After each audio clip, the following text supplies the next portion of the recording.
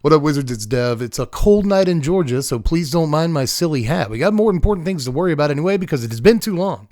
It has been too long since we did a budget video here on the channel because all across this great globe of ours we're all living on, this crazy blue ball of ours, more standard events are firing now than have in the last 4 years. And the World Championships was just standard. Foundations is presenting this amazing onboarding experience for new players that want to dip their toes.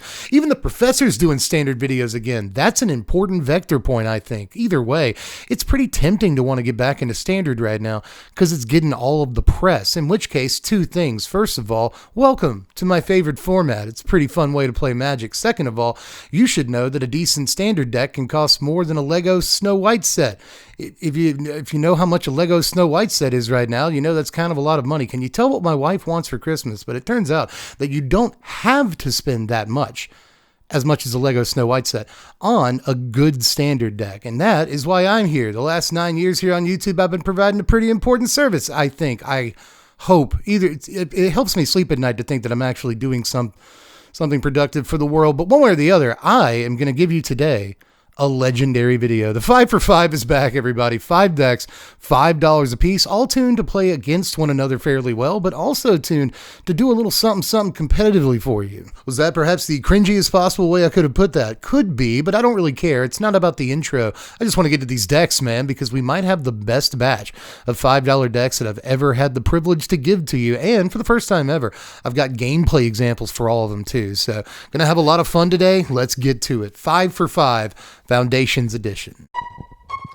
And I'm your favorite Magic Channel's favorite Magic Channel. Best believe that the professor go bananas for my deck tech. And we're back. Make sure you like the video. You can also sub to the channel if you want more of this content, and you can share the video around, which is probably the best way to help me for free. That said, I got a Patreon. You want to throw $1 a month in the pot?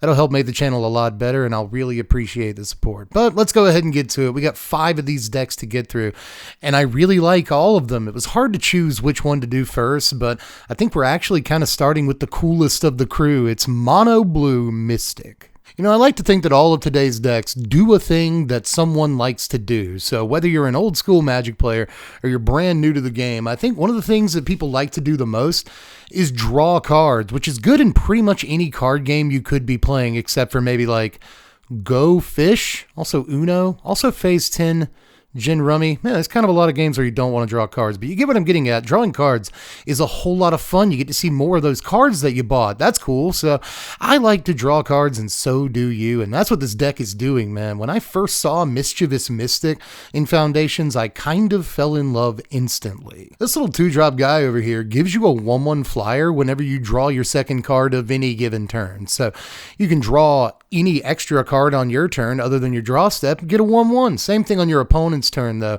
If you somehow manage to draw 2 cards on their go, you get a 1/1 flyer for that too. So you can actually fill the skies pretty quickly, and you'd be surprised how much work just 2 or 3 1/1 flyers can do.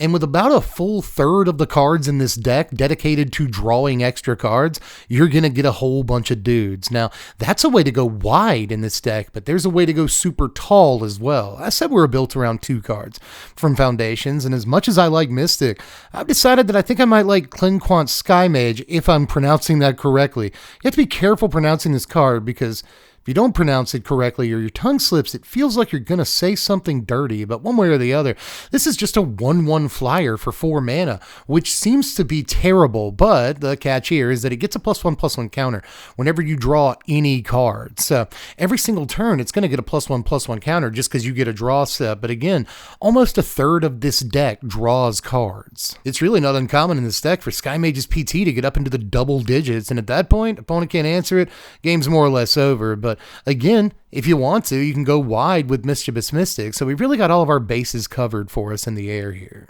And these 2 guys that form the core of our entire deck are only 10 cents a piece. So with our $5 budget, we've spent 80 whole cents. I think we're going to make it, guys. That doesn't mean, though, that we're done playing creatures, because Foundations also reprinted Tolarian Terror into the format, and we can get a copy of this for only 10 cents right now, too. If a lot of our deck is dedicated to drawing cards, that means that we're going to be playing a bunch of like 1 and 2 mana instants and sorceries that draw cards and go into our yard. So it is not hard to make this cost only 1 or 2 mana to cast. It's technically the biggest creature in our deck, and even though it's the only non-flyer, it holds down the ground really well, right? But there's one more creature I want to talk about, and that's Steam Core Scholar, a rare. Has a nice hat too, and we can get this for about 15-20 cents right now, and I think it's a pretty good deal, man. It fills our graveyard, so we can play those Tolarian Terrors for cheaper, but also draws more cards, making our Sky Mage larger. Playing it on turn 3 after a Mystic puts a body on the table, and then a 1/1 flyer on the table, while also, again, letting us get a little bit deeper into our deck. This does a lot, you know?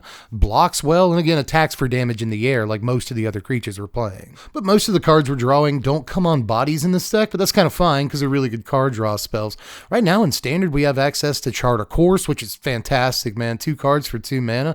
We're attacking a good bit in this deck, so you can just make it that, but even if you have to pitch a card to it, again, Tolarian Terror costs a little bit less if you do that, so why not? You know, there's also Curate in this deck on a similar sort of plane of existence, right? Because this can also put cards into the yard if we wanted to and draw us into something really, really juicy. But apart from that, there's also 4 copies of Opt. Basically, all of the cards in our deck have cost like 10 cents at this point. You can get a copy of Opt for 10 cents from like Dominaria or whatever it is right now, and I think it's a really, really good buy. In some ways, Opt is one of the best cards reprinted into Foundations, no joke. But I like to go big and go dome, so we're also playing 2 copies of Flow of Knowledge in the deck as the final thing that draws us cards. But boy, does it draw us all the cards, man. Like, if we just have the requisite 5 islands out when we play it, and you know, we're only playing islands in the deck, so it should shake out that way unless something's gone really weird. But one way or the other, it's going to draw us 5 cards, at which point Quinquant Sky Mage does, I don't know, 1,000,000 damage? I mean, who's counting at that point, right? Like, this is the easiest way to get Sky Mage into those double-digit power toughness levels I was talking about, but it's not the only way. But we also want, like, I don't know, some interaction. We got to care about what they're doing to some extent. So with that in mind, let's play 4 copies of Unsummoned to start that off. Seems pretty self-explanatory. Remember that you can save one of your own creatures with this, because both Mystic and Sky Mage have these like massive targets on their back, so sometimes you want to play them with a little bit of backup and make sure you can save them with an Unsummoned. But most of the time you keep this cocked and loaded for your opponent's attack step, wait for them to, you know, peel off the burn spell or the pump spell or whatever it is, and then well-timed Unsummon will do wonders for your life total. You can also use this against like 4 and 5 drop creatures to really wreck your opponent's tempo. So Unsummon's just a great card, but we've also got another 1 mana removal spell up our sleeve. One of the best removal spells of all time. It's Unable to Scream. This thing is kind of unbelievable, and I don't know why more people don't play it. It's effectively a blue Swords to Plowshares. If you're new to the game, that means it's a blue version of basically the best removal spell ever printed in Magic history, so that is fairly high praise, man. I've done a lot of broken stuff with Unable to Scream, and even though it doesn't draw us cards, it's not like an instant or sorcery for the cards that want that, blah, blah, blah. It may not have the most synergy in our deck. It doesn't matter, because it is a 1 mana spell that takes out even the largest of monsters. Play this card. But Mom always said better to show than to tell, so again, today we got some example games with each of our budget decks for you, and this first one is a great showcase of what this deck can do, especially considering I've been talking up cards like Unable to Scream and Quinquant Sky Mage and Flow of Knowledge for more or less the entirety of the video, sans the intro at this point, and this game should give you a good reason why. Now, in this first matchup with Mono Blue, we are up against a green-red ramp deck, and they get a great start going Lawn War Elves into Glimpse the Core. That is a ton of ramp in the early game. Not only that, but on our first turn here, first of all, we're going to opt into an opt. Why not do that? But on the first turn, we actually get to play a permanent. We go for Mischievous Mystic here, and they're just going to torch the tower it away. That is not, obviously, an ideal start for us. But we get a reprieve. They just bang in with their Lawn War Elves on their next turn and say go. We're going to main phase opt here, putting Chart a Course on the bottom of our library as we look for some business. We get an Unable to Scream, and we say go for them. Now, on this turn, they're just going to bang in with Lawn War Elves again. It turns out their hand is full of 7 drops, so we just went Sky Mage here. Hard name to say, and they're going to resolve Vault-Born Tyrant. Looks pretty good, but again, we have Unable to Scream, so we're just going to take their 7 mana play and invalidate it with our 1 mana play. We're going to Curate here. On top is an Unable to Scream and a Chart a Course. We're going to switch their positions and draw the Chart a Course, casting it immediately and discarding an island. That's going to get our Sky Mage all the way up to a 5/5. Bangs in, puts them at 18. They play an Ancient Cornucopia and get in with their Elf again. This turn, Sky Mage goes up to a 6/6, and we play Flow of Knowledge, which draws 6 cards. We're going to discard a couple of islands to it, and our triggers go crazy, making our Sky Mage go up to a 12/12, and we get in to put him at 6. On their turn, they don't draw an answer to that, and they're just going to have to scoop up the game. 12/12, Clinquan Sky Mage. I'm telling you, the deck can do some pretty outrageous stuff, but that said, at some point you may be ready to add some upgrades to it. When you're ready to do that, there are a few things you might consider, like Teferi Temporal Pilgrim over here, which is going to cost you like $5, but does basically everything the deck is trying to do. It wants you to draw cards. It has a Clinquan Sky Mage as like one of its minus abilities, just it doesn't fly and it's a dog, so whatever, but still you're basically getting another copy of Sky Mage on Temporal Pilgrim. So again, great sort of late game finisher for the deck that you'll probably only have to pick up a couple of copies of. You could also go with Proph's Eidetic Memory if you wanted to. This more or less guarantees an extra 1/1 flyer every turn from Mischievous Mystic, which is very hot, but also can make sure that a creature gets huge kind of all at one time if you cast a bunch of card draw spells that turn. So again, Eidetic Memory is only a couple of bucks, but it's a good addition to the deck. There's also stuff like Mockingbird, which is about $3.50 now. You can use this to copy some of your more important creatures in the deck, because if they're so good by themselves, why don't you just play 8 copies of them? That will make them even better, but you don't even have to add these upgrades if you don't want to. The deck is pretty fun in its $5 version and competitive to a degree, but mostly fun because drawing cards is fun. And when I play a game, it's my goal to have fun, and this deck more or less fulfills that goal every time. But like I kind of said earlier, each of these decks is supposed to be fun for a different kind of person, and some people don't like filling their hands so much as they like filling the board, and they especially like doing it with the creature type of their choice. So with that in mind, let's look at deck number 2. It's Mono Green Elves. Now this deck probably has the best example game of the day, but we'll get there when we get there. For now, it all starts with 4 copies of the best card in MTG Foundations, Llanowar Elves. One of the top 10 ramp spells of all time in the history of Magic, and it can be ours for just 10 American cents per. Yes, sir or madam, I will take that deal in return for more of your business later. This thing can cast a 3-drop on turn 2, and that's just kind of actually dangerous in Standard right now, but so can Sentinel Stalwart, and we've had it forever, and we never talk about it. This is kind of a Springleaf Drum. If you're not an old school Magic player or Commander player and you actually are new to the game, this is just, it can also create mana for 1 mana. Sometimes us boomers will just say, it's like this card, and like you have no idea what we're talking about. You're going to have to learn to deal with that if you're going to play Magic, I'm sorry. So that gives us 7 total 1-drops that can kind of effectively tap for mana if you look at them sideways long enough. So that's important for our strategy, but we're not done playing 1-drops. Also important for our strategy, Elves needs a ton of 1-drops, and we've actually got a few good ones now. One that I think that's overlooked is Llanowar Stalker, which we're also on 3 copies of. Great in an elf ball kind of strategy. We're playing a bunch of elves every single turn if we can help it. That's what we want to do anyway. So this 1-drop guy can sometimes be 3 or 4 power like fairly easily. That's pretty good, especially early in the game for getting in chip damage. Now, even though we're really hoping to have 3 mana on turn 2, we still have a fair number of 2-drops in this deck, like Dwynen's Elite. This really illustrates how important it is to have a 1-drop elf on turn 1 so that we can get the full value out of this on turn 2. And if we can get the extra elf out of it when it comes into play, that's going to lead into all of our 3-drops really well, because that's where the anthems start. But before we get there, we have to talk about the other 2-drop elf in the deck. It's Thornweld Archer. Originally, this was Druid of the Cow, because I was like, we'll just make more mana, whatever. But it turned out that Thornweld Archer was the much better pick, not only because of a removal spell that we're playing, I'll show it to you a little bit later, but also because just a flying blocker, a reach death touch guy, it turns out can just kill nearly anything. This is more or less a green removal spell by itself that absorbs our anthems really nicely. This is a surprisingly effective 2-drop.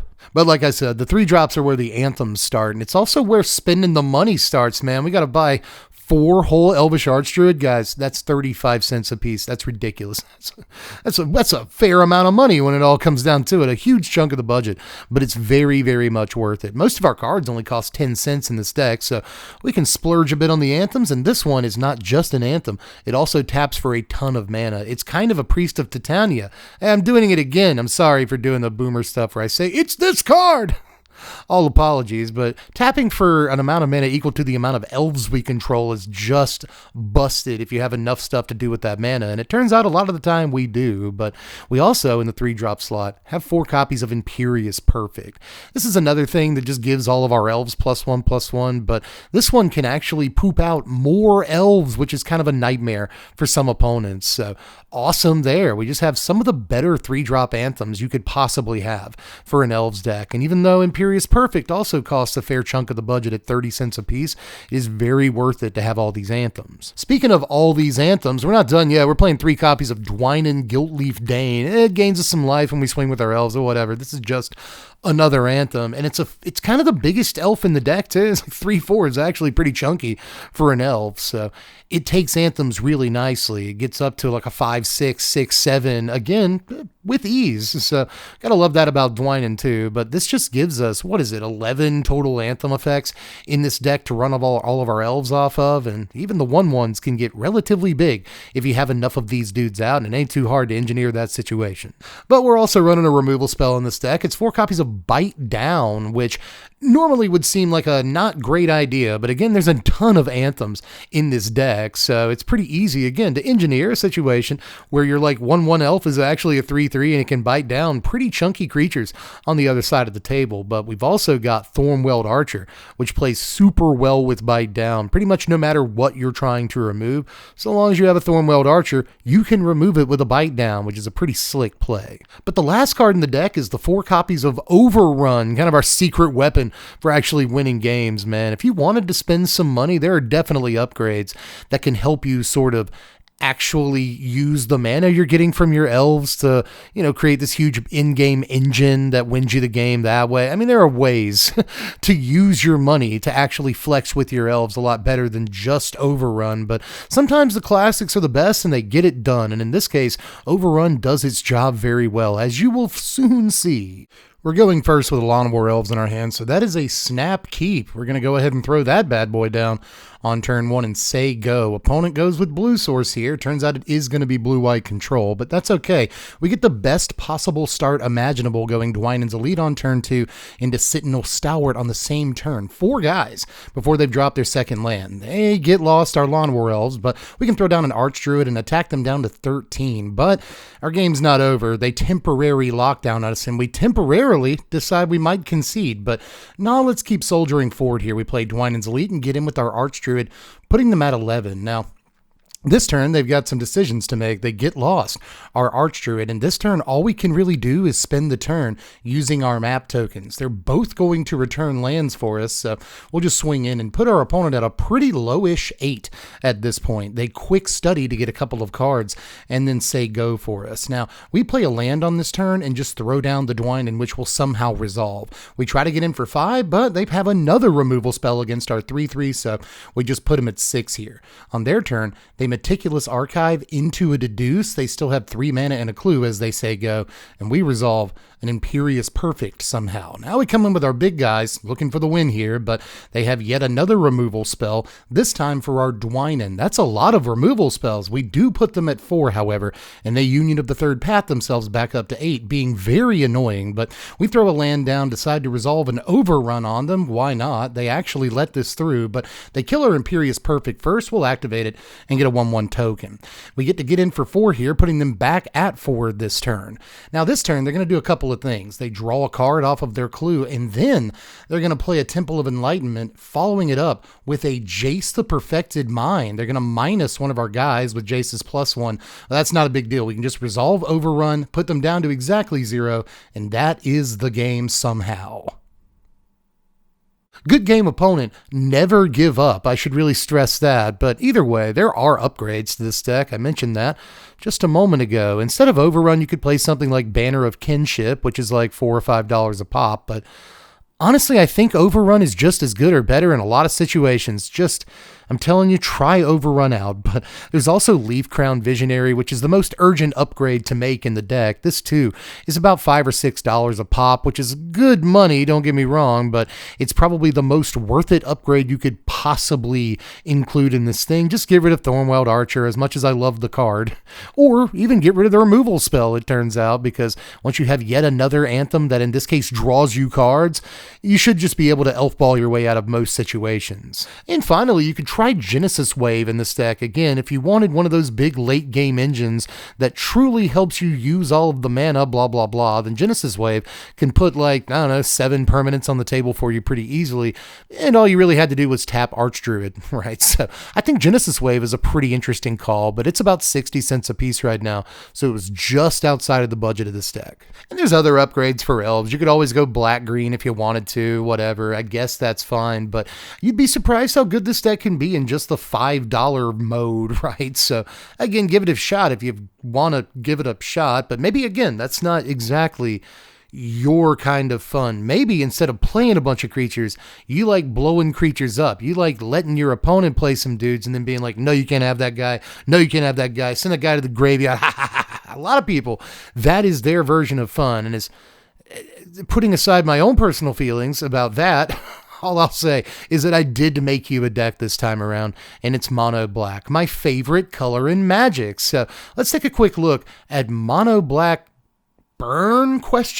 Kind of, a little bit. What is this deck? Pure evil fun. That's what this deck is. We're playing 4 copies of Exsanguinate, one of my favorite little reprints from Foundations that really isn't getting a whole lot of press. Honestly, I haven't seen a whole lot of people talk about the Exsanguinate reprint. It's probably because it's not an amazing Magic card, but it reminds me a lot of cards that I've really liked in the past, like Drain Life and Consume Spirit and blah, blah, blah. So even if you're only Exsanguinating for X equals like 4, that can still be a good bit some of the time and can even help you stay in the game thanks to the life you're getting from it. But that's not the only black burn spell I'm playing. Not just the black fireball, we're also playing Corrupt over here, which also reminds me of like Drain Life and Consume Spirit and stuff like that. Tendrils, whatever. There's a lot of cards this reminds me of too, but just an 8th black burn spell in this deck that can go directly to the opponent's life total if that's what we want it to do. But we got to do a little bit better than just a couple of large burn spells, so I'm also playing 2 copies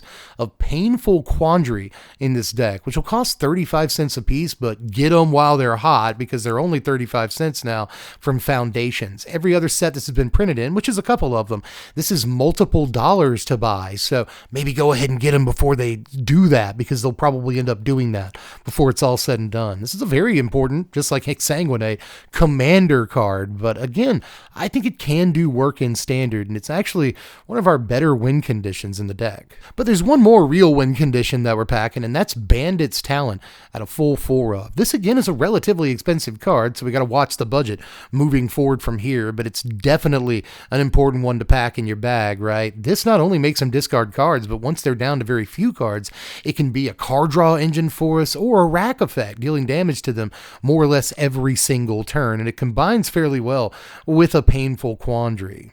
But we got a few more discard spells in this deck, because again, once we have Quandary and or Bandit's Talent out, opponent's going to start wanting to hold cards, and we can't let that happen. So we've also got 3 copies of Dreams of Steel and Oil. Now, I'll say this again, within the little meta that is these 5 decks, Dreams is incredible, but again, you go out into the world, you start playing on Arena and start jamming up against other decks and stuff, Dreams is still amazing. This can just hit a 4 or 5 drop creature in their hand and exile it forever. If you're playing against a Reanimator, you can hit their Valgavoth, their Coma, their whatever, Atraxa, and deal with it forever for a single mana. I have 4 scoops that way in testing for this deck, and it's honestly got me thinking of porting over Dreams and Steel and Oil to, an actual mid-range black deck that isn't budget-minded.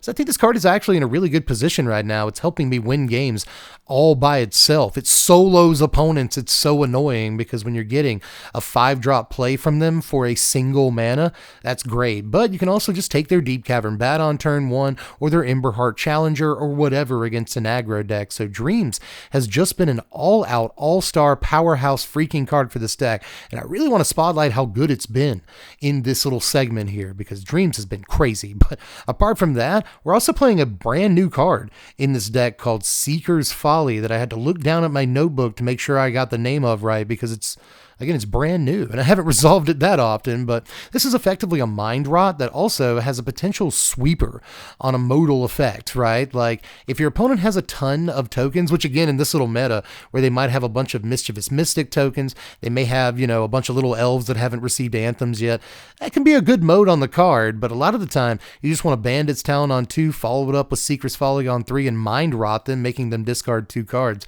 And then, Bandit's Talent's going to start going off pretty quickly. So, just awesome in terms of being a discard card for our deck to like strip our opponent of cards and resources. But there's plenty of times where it can 3-for-1 an opponent if they've got the right creatures in play. So this is either a 2-for-1 or a 3 or 4 or 5-for-1 depending on what's on the table. So the card's just kind of always good. Most of the rest of this deck is just all removal at this point. We've actually got 2 copies of Malicious Eclipse to bandwagon onto the sweeper effect of Seeker's Folly. Sometimes -1/-1 just kind of isn't enough, obviously. So we'll take -2/-2 from Malicious Eclipse. This is just a straight up sweeper effect against a ton of strong aggro decks in Standard right now. You'd be surprised how good this can be on turn 3. But apart from that, we're also going to run no cut downs. Can you believe that? Yeah, cut downs like $4 by itself right now. Instead, we're going to run 4 copies of Stab in the deck. You could also run Disfigure because it's the same card, but this is actually better than Cut Down against like Cacophony Scamps and Heartfire Heroes and other stuff that would damage you for its power when it dies, right? But apart from that, it also kills Deep Cavern Bats and a bunch of small creatures that you might have to worry about in Standard, period, right now. So Stab is actually pretty effective, but we've also got 2 copies of Long Goodbye in here, which will only cost you about 18 to 20 cents right now.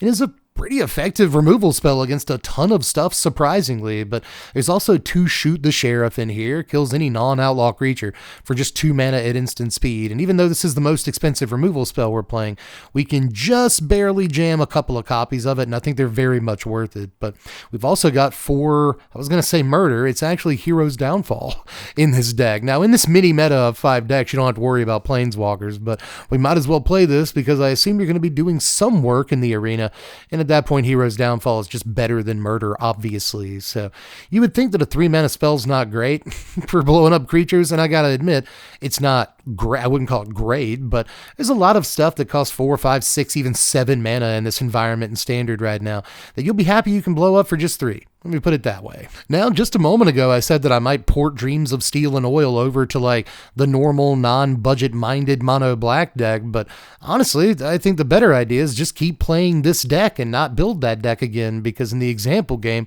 we're gonna beat that mono black deck. Now, in our mono black game here, we start with 2 Painful Quandaries in our opener and a couple of removal spells. We feel pretty good about that. So we throw down Swamp, they throw down Swamp. On our second turn, we're going to draw Dreams of Steel and Oil and decide to play that, getting the Unstoppable Slasher out of their hand and exiling it forever. Feels pretty good. They decide to go Green Source into Llanowar Elves here, boo, on their turn. So we're just going to throw down Swamp and hold up some removal and let them try and do their worst. Now, on their turn, they decide to do a little something. It's not necessarily their worst, but they will throw down Archfiend of the Dross, which is instantly met with a Hero's Downfall on our end. We throw down 4 Swamp and draw a Hero's Downfall, so we're just looking for the 5th Swamp to resolve Painful Quandary at this point. They get in with their Llanowar Elves and say go. Wow. On our turn, we draw a Long Goodbye and decide to actually just remove their Llanowar Elves.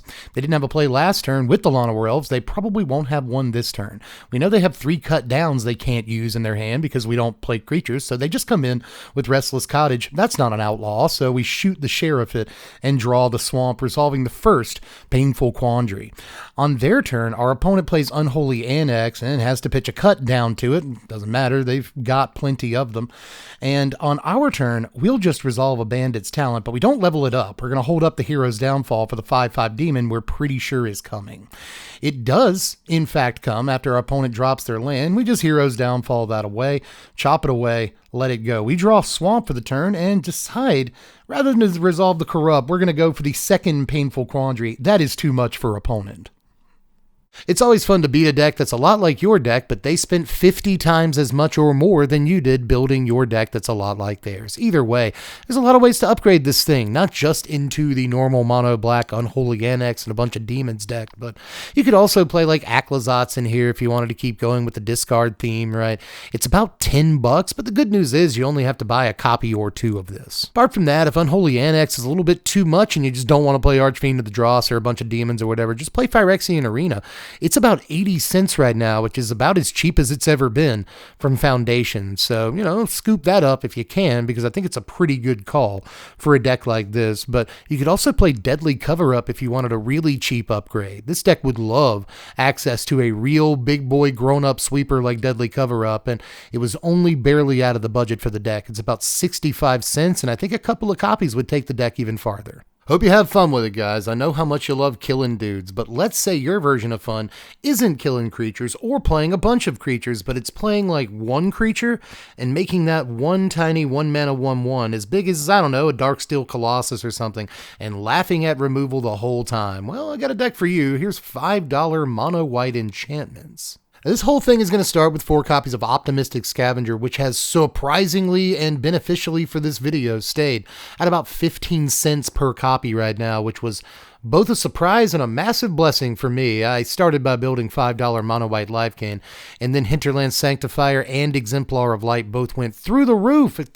Hinterland Sanctifier is like $2 right now. It's stupid. Why is it doing that? But either way, it's hard to get your hands on those for a cheap price. But it turns out that these little enchantment nerds are still very cheap right now. And Scavenger is the best of the bunch. Putting a +1/+1 counter on any creature that we control every time an enchantment comes into play can stack up very quickly. But as good as it is, it can't be the only creature that we play. That would be really dumb of us, right? We just mulligan to it every time. Don't do that. So we're also on 4 copies of Slumbering Keepguard here. Doesn't look too impressive, but you're going to be happy you're getting them scries while you're getting them, son. Believe me, man. Like, we can blast through land pockets and just crap cards we don't want and get to the real meat as well as the potatoes in this deck as quickly as possible. So, and again, from Optimistic Scavenger and other ways we have of making creatures large, this can outgrow its original size very quickly, so don't worry about that. Don't even pay attention to it. But we've also got 4 copies of Armored Armadillo. Speaking of a really small guy, but this dude has ward, some built-in protection is something that a deck like this always wants, so we will take it. And we'll take it because we have Ethereal Armor in our deck, so yeah, our Armadillo might start off as like the smallest imaginable person, but, 1 Ethereal Armor and suddenly it's attacking for like 6 damage really, really easily in a deck like this. Ethereal Armor is really the secret weapon for actually finishing games in this deck. For only a single mana, it can get a 3 like Scavenger through for like 10 damage. Again, fairly easily, especially when you've doubled up on copies of Ethereal Armor. It's just an absolutely bonkers magic card that really is kind of the backbone of the deck in a lot of ways. But another about equally as important card, really, is Shard Mage's Rescue. This is our protection spell, but it also happens to be an enchantment. So we'll get triggers off of Optimistic Scavenger and Slumbering Keepguard and blah, blah, blah, right? It'll count as an enchantment for Ethereal Armor, just everything we ever wanted. This card provides and does so for just a single mana, right? A lot of our creatures, especially when they start getting huge, are just sponges for removal spells, and Shard Mage's Rescue will make sure that you can keep your dude alive. One of the most important spells in the deck. But we've also got to get through for damage, and in this deck we don't have the benefit of something like Audacity or some other card that would give our creatures trample. So we're going to give our creatures flying. That should at least help a little bit. We're playing Feather of Flight in this deck, which will not only trigger all of our, Eerie and an enchantment came into play shenanigans and stuff, but will also draw us a card which is unbelievably good. Sometimes you'll draw into another Scavenger, which is sick. You'll draw into another Ethereal Armor, which is like the best possible draw, right? So you can draw into another Feather of Flight, make another dude huge and get him up there in the sky. So Feather of Flight is often the way that we actually make Ethereal Armor an effective card. Got kind of a weird one up next, though. We're playing 4 whole copies of Grand Entryway, and once we get to the example game, you'll see that this can be a very good Magic card. Now, we have pretty much always going to play the 2-mana version of this first, right? We'll just get our 1/1 Glimmer. That doesn't seem too good, but the secret sauce here is that we actually just put 2 enchantments into play. So on turn 2, that's 2 +1/+1 counters from Optimistic Scavenger. You know, that can be 2 scries for Slumbering Keepguard, basically ensuring we get something important for our next draw step. And then late in the game, this can be used to make a creature or 2 even larger. So just good things all around for this. I like getting double triggers on all of our Enchantment Matters stuff. We've also got 4 copies of Planar Disruption in this deck. We cannot play Sheltered by Ghosts. I have been doing an upgrade section for each and every one of these decks, but that's kind of the only upgrade I really want to mention for this deck. So let's get that out of the way right now. Sheltered by Ghosts is like $3.54 even to buy right now. It's a ridiculously priced uncommon. It's unconscionable it should be that expensive to buy. But if you can afford it, Sheltered by Ghosts is far and away the absolute best thing you can upgrade this deck with. Then you can probably take out the Planar Disruptions or maybe the next card if you're going to add Sheltered by Ghosts. But that said, Planar Disruption is a pretty serviceable pacifism effect. One of the better ones we've ever seen in some ways. Right? This can target a few different things, or at least it can make sure that you shut off every important avenue for a card, right? Even activated abilities. So Disruption's a nice little removal spell, but so is Trapped in the Screen, which I always want to call Trapped in the TV. But this is a nice little Oblivion Ring effect that has ward, so it's even harder to remove than your typical Oblivion Ring effect. So having like 8 removal spells that can hit a few different things is a nice little avenue for this deck to take, right? Like almost no matter what your opponent's playing, or at least it doesn't have to just be creatures. You can deal with a couple of different permanent types here. And some of the time, it's just about making one dude huge, removing your opponent's creatures, and getting in with that guy. All that said, time for the example game. And I've tried to make sure the example games are against actual decks that exist for this video. But in this case, we pulled a really weird one, but it's a matchup you'd think this deck would not like, right? This deck probably doesn't want other decks to go wide against it, you would think, right? Because, yeah, we got Ethereal Armors, but they can just chump block every turn, and that would suck for us. But we get kind of a nightmare matchup, even though the matchup is strange. It's still kind of a nightmare, and we pull it off. So let's take a look. In our example game with Mono 1 enchantments here, we're going to come up against a pretty funny little red-white deck, but again, snap keep. We get Optimistic Scavenger on turn 1, we take it. Turn 2, we go Slumbering Keepguard and keep up the Shard Mage's Rescue mana for more or less the rest of the game, while our opponent resolves a Heir Apparent, which is not a good sign for us most of the time. We're just going to Planar Disruption that, which kind of sucks because they'll still have Heir Apparents out when they resolve more Heir Apparents, but big deal. We get to scry up the Slumbering Keepguard, throw a Plains to the bottom of the deck, and then get in for some damage. Opponent resolves another Heir Apparent on their turn. That's what their deck does. So we decide to just Planar Disruption that, but then we decided it'd be better to Grand Entryway and get those couple of triggers off of Optimistic Scavenger. We put our Slumbering Keepguard up 2/2/2, and we put a counter on our Optimistic Scavenger. We keep another entryway on top and go ahead and bang in. Our opponent can chump block the 3/3, but they still take 2 and go down to 14 here. Again, we're keeping that Shard Mage's Rescue mana up. Opponent goes what else? Heir Apparent on this turn and gets a couple of tokens. We're just going to do the same turn over again because it was so good last time. Resolve Grand Entryway, put a counter on Optimistic Scavenger and a counter on Keepguard. We're going to get in with everybody here when we're done scrying, even the 1/1 token from the entryway last turn. They're going to chump block a 4/4 and block a 1/1 to a 1/1, but we can Shard Mage's Rescue the 1/1, put a counter on the unblocked creature, and put our Armored Armadillo on the bottom of our library with the scry from this Keepguard here. Our opponent plays a 4th mana and goes Assemble the Players into Heir Apparent. We give them a nice for the Assemble the Players. Now, they've got a lot of things out here which can block, but we've got Feather of Flight, so in fact, they cannot block and decide to scoop. Good game, opponent. Again, get Sheltered by Ghosts if you want to upgrade this deck. I guess you could also get, like, Enduring Innocence. You know, there's a couple of upgrades if you want them. Enduring Innocence, like $5-6 right now.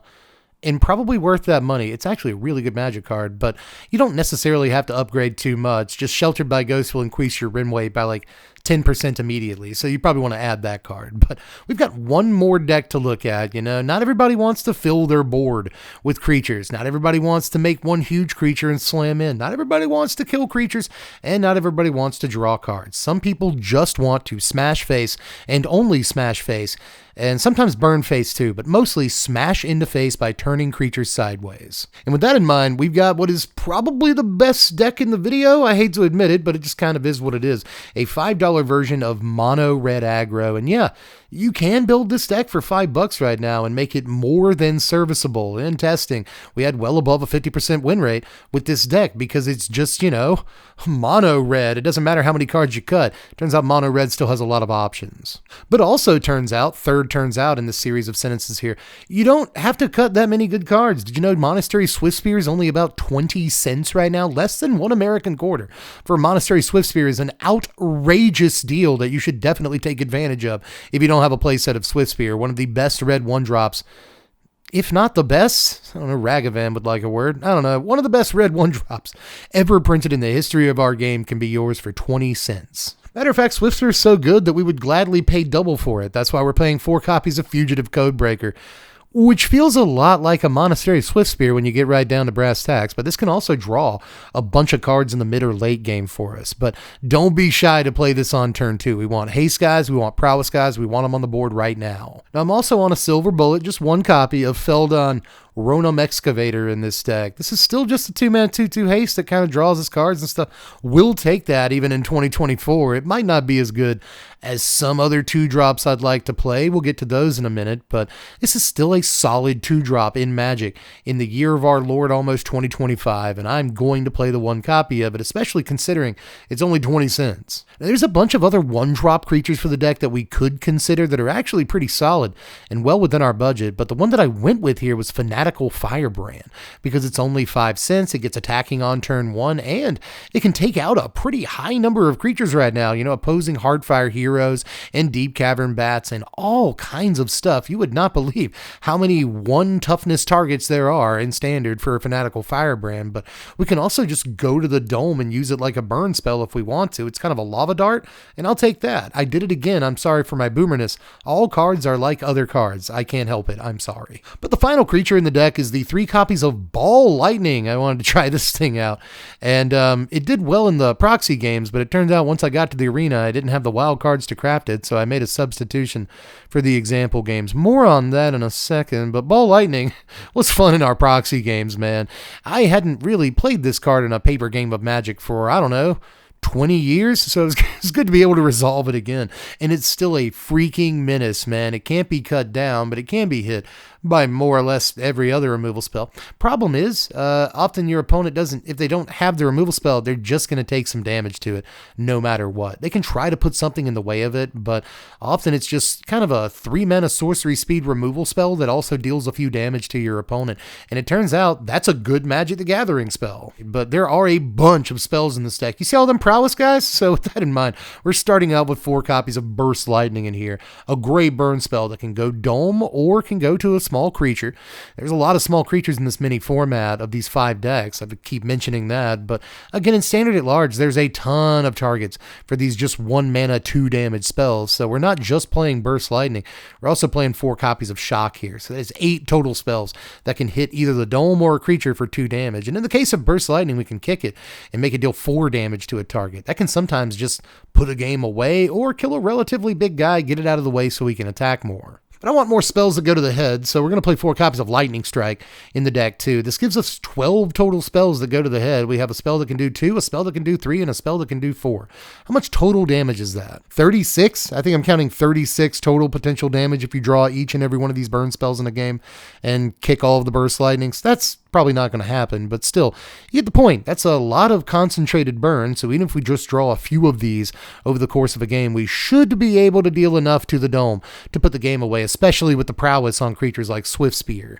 But burn is not the only thing in a Red Mage's philosophy, so we've also got a few different pump spells here, starting with the 4 copies of Turn Inside Out. This gives a whole +3/+0, a huge power advantage to a creature, so sometimes you want to use it on an unblocked creature, but that said, if your opponent does block one of your guys and has the ability to take it out, Turn Inside Out, make sure that you leave a creature behind after that scuffle, and that can be really important for keeping up your board presence and continuing to deal damage on subsequent turns. But there's also 4 copies of Blazing Crescendo in this deck, because even a bad Monstrous Rage Still pretty good, man. Like, this doesn't give trample to the creature. We are missing an effect that gives trample in this deck, which kind of sucks, and I'm not going to lie, we kind of really want some trample. But that said, this is still a pretty good investment for a couple of mana because it effectively draws a card, which is great for your red deck. And when you do put this on an unblocked creature, you're going to deal a lot of damage basically no matter what you're targeting it with. Or with it. That was the correct way to end that sentence. Either way,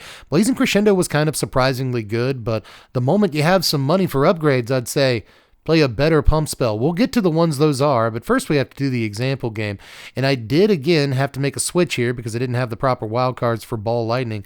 That's how broke I am. I need budget decks just as much as you do. But that said, we had a pretty good game here to show off with Mono Red. We're with Mono Red here. In this deck, we are playing Emberheart Challenger instead of Ball Lightning because I didn't have any Ball Lightnings, but, things progress like they normally do in a mono red game. We start with Shock against our blue-white opponent, and they surprise us with a Resolute Reinforcements. I was sure they were Control, but we just go with Fugitive Codebreaker, no attacks on our turn. They throw down a Mishra's Foundry on theirs and a Skystrike Officer, deciding to get in with their 2/1/1s and take the aggressor position. We're just going to Lightning Strike the Skystrike Officer away, bang in with the Fugitive Codebreaker after shocking the Resolute Reinforcements. So the board is much more neutral at this point. Opponent throws down a land and goes Valiant Veteran on their turn, deciding again to bang in with their token, wanting to keep life totals even. We go to 16 and draw our third Blazing Crescendo. We're just going to get in with Codebreaker, and they're going to let that go. So we Blazing Crescendo the Codebreaker. That's going to be a lot of damage, but importantly, we draw into a Burst Lightning that can take care of the Valiant Veteran and give us a prowess trigger for the Codebreaker. So we're going to get in for half their remaining life total this turn and say go after dropping our land. Feels okay, right? Opponent, pretty important turn for them. They drop Anointed Peacekeeper, very annoying. That's not even a soldier, and name Blazing Crescendo. We draw the Emberheart Challenger here, decide we're just going to come in with Fugitive Codebreaker. They snap chump here, but that's fine. We're going to take the Blazing Crescendo play on this to see if we can draw into something good. We get Turn Inside Out, not too bad, but our opponent plays Siege Veteran and Yoshin Frontliner, comes in with their Vigilant 4/4. So we resolve Emberheart Challenger, get in with both of the boys, and for some reason, they leave one of them unblocked. We put the Turn Inside Out on Emberheart Challenger, and we're going to end up drawing into another Turn Inside Out that's going to end our opponent's game for good here.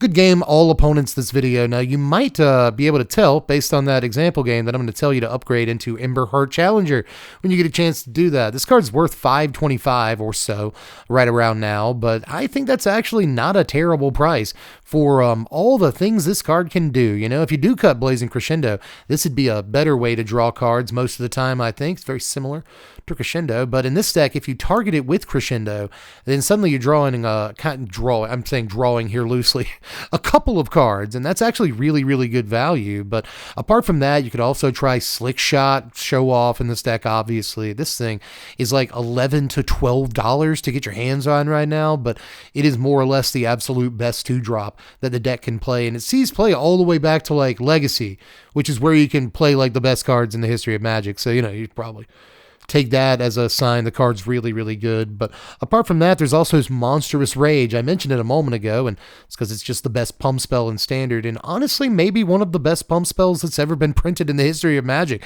I don't say things like that just out of nowhere and lightly. I really think that Monstrous Rage is in the top 3 to 5, like, best on rate pump spells they could possibly ever hope to print, man. This does a lot of extra damage and gives that trample that we want and leaves behind a permanent bonus. Goes super well on a Monastery Swiftspear, getting it swinging for 5 damage solo. Just unbelievable card here that cost a little over $2 a piece, so we can't fit it in this deck, but if you have a couple of copies at home, throw them in. But that's all the decks today, and no matter what kind of Magic you play, I tried to give you something you might like, right? Whether you're getting back into Standard or you're just trying to play Standard for the first time because you just found this cool game that your friends like, and there's like bunnies and stuff, and Foundations seems like a cool set, there's probably a deck in here for you too. But if you wanted to, the whole set's only like $25-30 to order off of just about any site. I'm not even pitching any one site particular here. It's just that, like, these are all cheap cards, and if you wanted the entire set, it shouldn't cost you more than $30 or so to get the whole thing, and then you kind of run them into each other over the holidays with your friends and family, and it's a good way to spend some time. But again, again, any one of these decks are competitive enough to do some work for you in the arena, or if you wanted to, you could take them to F&M. They're easy enough to upgrade to. So I hope you get everything you wanted this holiday season, and I hope you got everything you wanted out of this video. If you did, make sure you leave a like, do all the YouTube stuff, call to action number 2, share the video around to put it in more people's feeds. You can also sub to the sandwich if you enjoyed the content. I make lots of it. I make so much content. If you like this, you might like that. Apart from that, check out the Patreon. $1 a month is all I really ask from you. There's perks above that, but $1 a month really helps support the channel to a great degree. But if you don't have the scratch right now, don't worry about it. I know it's rough out there. That's why I'm making these budget decks, because I understand everyone's having a tough go of it at the moment. So again, don't worry about it if you can't do it. You'll give me one day. You'll have it one day. It'll be fine. But I'm just glad that you're here and we can share these times together. Anyway, just let me know what your favorite deck was down there in the comments section. Any ideas for upgrading them? I'm sure that we're all ears. If I didn't mention any cards you think I should have, whatever. Any other budget decks you have ideas for down there in the comments section?